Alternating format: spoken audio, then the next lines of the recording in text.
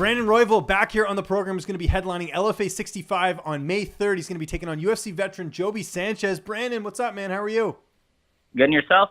I'm doing awesome. Appreciate you taking the time as always. And how excited were you not only to get this main event, another main event for you, but to fight a UFC vet in Sanchez is a pretty big name to have on the resume. Oh, yeah, that's exactly. It's not only my main eventing in my hometown, but I get to fight a big name to do it too, man. That's how the challenges we like as an MMA fighter, you know? Yeah, and I think this is the fight, too, that'll really get you back, at the top of the heap. I know the last fight, Casey Kenny, didn't go your way, but as we saw, Casey's now in the UFC, so it's not like you're fighting, subpar competition. What did you take away from that fight, by the way, at LFA 53 that you can bring into this matchup?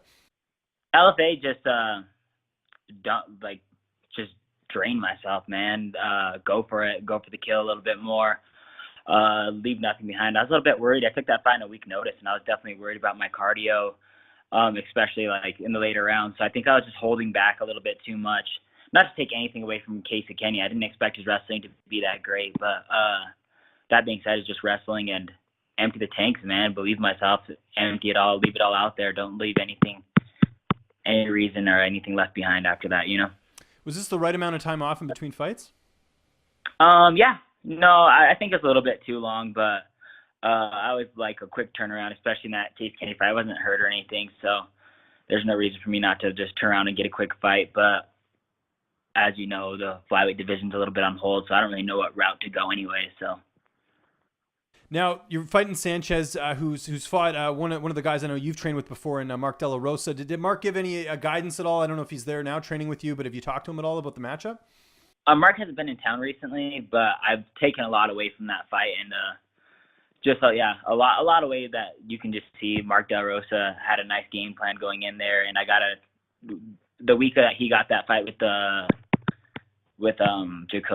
Joby, I got the same matchup as Casey Kenny. So me and him got to train big for that fight. So we had a little bit of the same game plan, and I got to see what he was practicing on against Joby Sanchez specifically. So I learned a lot from him just in that training camp alone. Who are some of the guys you've been working with? I imagine Sid Bice. Who are some of the training partners for this camp? Sid Bice, always. John Allen, always. Yusuf Zalal, always. But I have this new guy, Cody Stamann. I'm going to get it wrong. Oh, Cody Stamann's training with you guys. No way.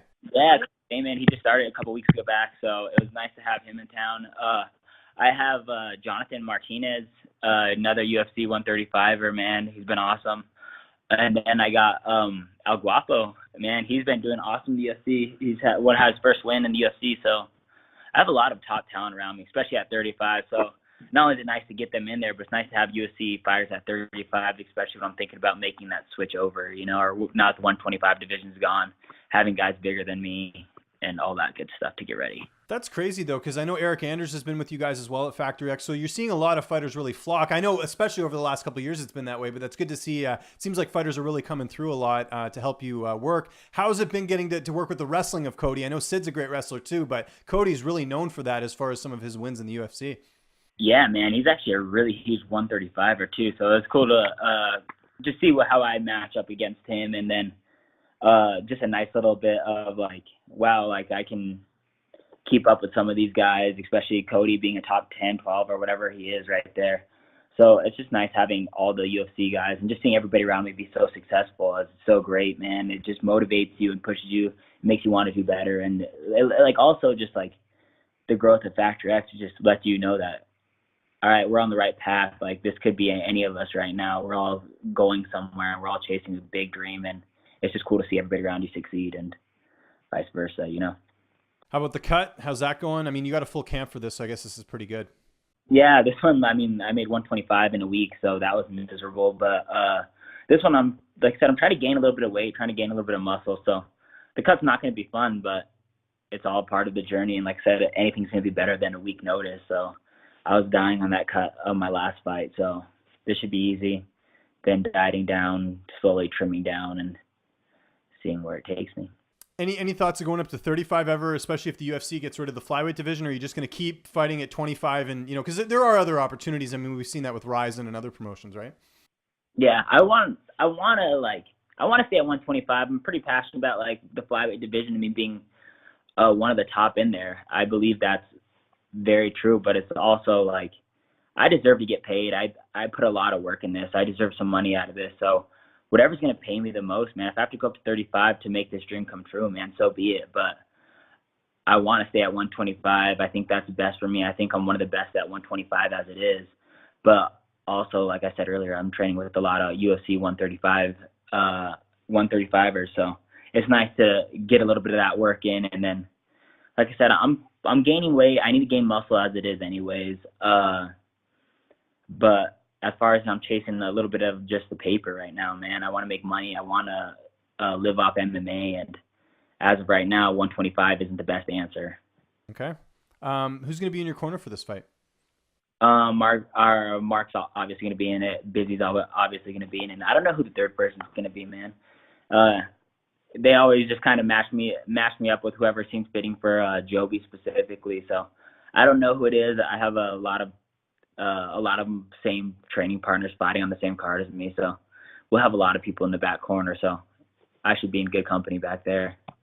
How do you see this fight playing out on May 3rd? I see it being a striking fight, man. If he shoots, that'd probably play better off for me, honestly. But I'm planning on striking. I'm sure he's planning on striking. So I think it's going to be a nice technical striking battle. I tend to get in a little bit of brawl, so it'll be exciting. I know it's going to be a little bit of a war. I think that we have LFA's in for a nice little night, a nice little show right there, especially as a main event. It being in my hometown, be putting that pressure on, man. I'm going to be moving. I'm going to be looking for the kill like always. I imagine the plan after this, if you get the win, is Contender Series, I would think, because, as far as the flyweight title, I mean, for LFA, I guess, well, Kenny's in the UFC now. You already fought him anyways. And then Perez, I don't know when he's coming back, but, I would think Contender Series is probably at the top of the list.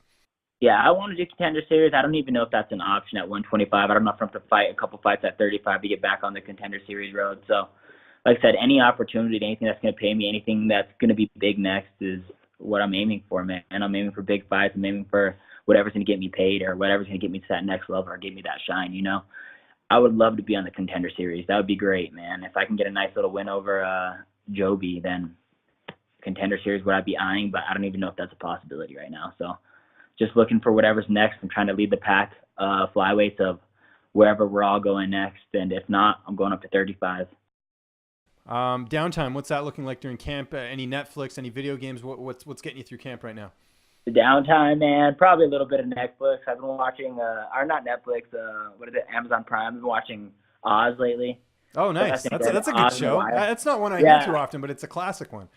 Yeah, I haven't watched it in a long time. I was watching when I was younger. But like I said, last time we were watching, so me and you were watching Sopranos. We were talking about it a lot. So finished that. We watched that. My girlfriend and I kind of just binge watch a lot of gangster TV shows, honestly. The Wire, Oz, so Sopranos. Yeah, I'm watching Sopranos right now. Actually, I'm on season 5. Just because I love rewatching it because it's still like there's things that I'll pick up that I forgot because it's such a detailed show.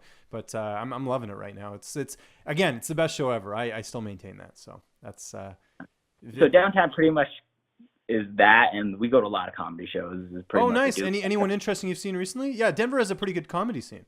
Yeah, I actually we catch it on a lot of Sundays and Saturdays. We catch a lot of local people. No one specifically that I remember that sticks off. This Nick Guerrero dude was hilarious. Oh, I know him. Yeah, he's great. Oh, dude, yeah, he was amazing. We were blown away. I didn't actually know who he was or did any research on him before we went and saw the show. But when we did, I was completely amazed by him. He did a great job. Definitely had the whole crowd and roaring the whole entire time and all that. So, like I said, I love going to comedy shows. I like seeing a lot of local people. And it's cool even watching them grow. Who do you think at Factory X would have the best success at being a stand-up comic? Stand-up comic, man, I don't know. We roast each other all day. It's constant back and forth all day. We're always impersonating each other. So in there, man, everybody's funny. We have a good group of guys that are just cracking jokes all day. Personally, I think Austin Jones and this guy named Ryan, they go back and forth all day. I can just sit next to them and just watch them bash each other and then chime in my little two cents when I get it. But yeah, those two back and forth, I think they could be a whole entire show, man. All they do is rank on each other. It's going to be a great card. It's coming up here May 3rd. It is LFA 65. Brandon, always appreciate the time, man. Just remind people where they can find you on social media. And if you have any sponsors or shout outs, the floor is yours. Always Brandon Royval on everything. B Royval, if not. Twitter, Facebook, all that crap. Sponsors, I think Hypnotic a lot, man. Jiu-Jitsu gear, as far as jiu-jitsu gear goes, man, Hypnotic sends it all. They have the best products, the best gis, all that stuff. And as far as recovering stuff, Turp House, number one, man. I'm always recovering Turp House. Today I had three training sessions today. Haven't had my third one yet, but I'm in between downtime, between strength, and then I had wrestling this morning. So today we have a little bit of jiu-jitsu tonight, man. I can't make it through without a little bit of CBD or something, just helping me recover at all times. So, but that's all for sponsors right now.